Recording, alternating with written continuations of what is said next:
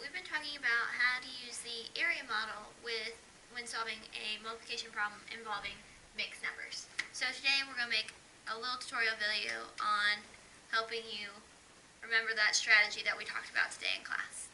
Alright, so first I'm going to draw out my two mixed numbers just so I know what they look like. Help me think about this problem a little bit better.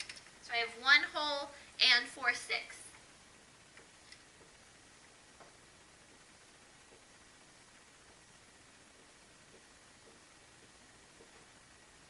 So I have 1 whole represented by my giant box, and then I have 4/6. I'm going to shade in the last two because I'm not going to need those. I have 1 whole here and then my 4/6 in white.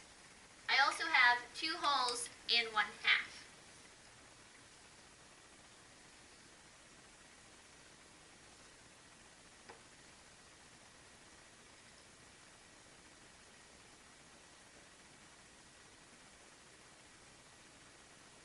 Again, I'm going to label what I drew, which is 1 whole, and then 1/2, and then the shaded piece is the piece that I don't need. Now, to create an area model, we're using that box method that a lot of you learned when multiplying multi-digit numbers in 3rd and 4th grade. We're going to use the same method for mixed numbers. Since we have whole numbers and fractions, we can break those apart, just like with tens and ones.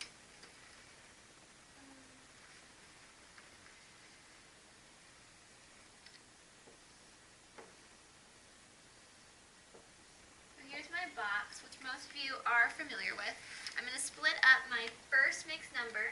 I have 1 whole, and then I have my fraction of 4/6. Just like with tens and ones, I've split up whole numbers and fractions. Same thing with 2 wholes and 1/2. I'm going to have 2 wholes in the first section and 1/2 in the bottom section. Now, the whole point of an area model is to take something very complicated, such as 1 whole and 4/6 multiplied by 2 wholes and 1/2, and break it into smaller, easier chunks, just as if you were dividing up a room, with easier equations. So like my first box is going to be 1 times 2. That's a very easy problem for anybody to solve in their head without having to really think about the fractions. So we're going to go through and label all of our equations and then come back and solve it. Next box is going to be 2 times 4/6.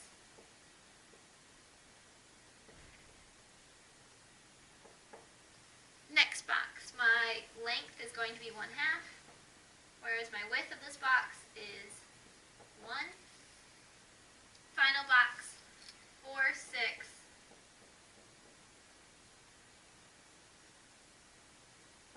multiplied by 1/2. So, like I said earlier, we're creating equations that are easier for us to solve, breaking them into smaller chunks, and then once we've had the area of all of the individual components, we're going to come back and add them together. So, 1 times 2, very easy peasy math. We like easy peasy math. It's going to be just simply 2. Another easy equation that we can do in our head, 1/2 times 1. We know that to be 1/2. Top corner, 2 times 4/6. Now remember, we've been talking about multiplication as being 2 groups of 4/6. So if you need help figuring that out or visualizing that in your head, I'm literally going to draw 2 groups, 2 models of 4/6.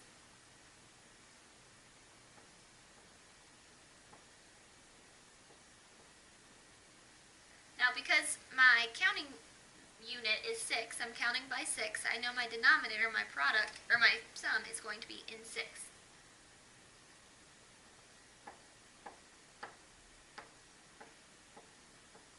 Now I'm going to go through and count each of my 6. So I know my top one has 4/6, 5/6, 6, 6, 7, 6, 8, 6. 2 groups of 4/6, or 2 times 4/6 is 8/6. Now my last box, it's probably the trickiest, is going to be 4/6 times 1/2, or taking 4/6 of an object and then splitting that again in 1/2. So we're going to be using our trusty model.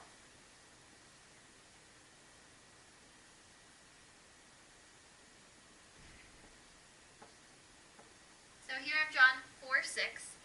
Now remember I said 4, 6, or 1/2 of 4, 6. So I'm going to split my section of 4, 6 in half again. And we've talked about in class how to shade in the half that we're talking about. So that the double shaded area is 1/2 of 4, 6. Now my new denominator, what I've broken up everything into, is going to be 1, 2, 3, 4, 5, 6 twelfths.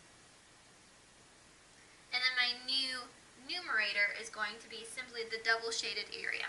1, 2, 3, 4.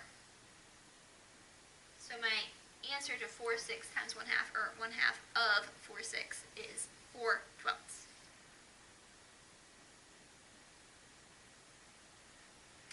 So now we've gotten all the smaller areas of my big box method. Now comes the time that I have to add all these together to get my area of my total box. So I have 2 holes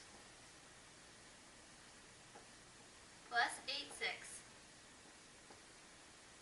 plus 1/2 plus 4 twelfths. Now I know a lot of you are freaking out now because obviously we don't have common units. We don't have a common denominator. We can't add things that aren't the same.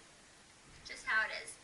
Luckily for us, this 6 and the halves are going to lend itself nicely to create a common denominator. I'm going to think about 8, 6. Since I know that that's an improper fraction and it's going to be larger than a whole, I'm going to think about it as if it were a mixed number. So I'm going to change, not really change, but rearrange 8, 6 so that it's 1 whole and 2, 6. My drawing will look like this.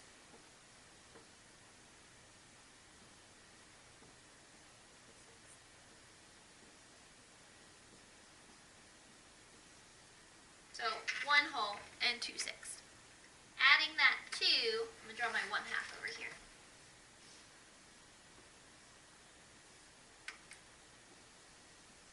Now, remember when we are adding fractions, we need our denominators, our units, to be of the same size. Right now, my 1/2 piece is way larger than each of my little 6 pieces. So I'm going to make the same cuts, or separate my sections into into the same size piece. So I did my half cut going up and down, so I'm going to do the same cut over here. Likewise, I did 6 cuts horizontally, made 6 equal pieces horizontally, so I'm going to do the same thing on this side.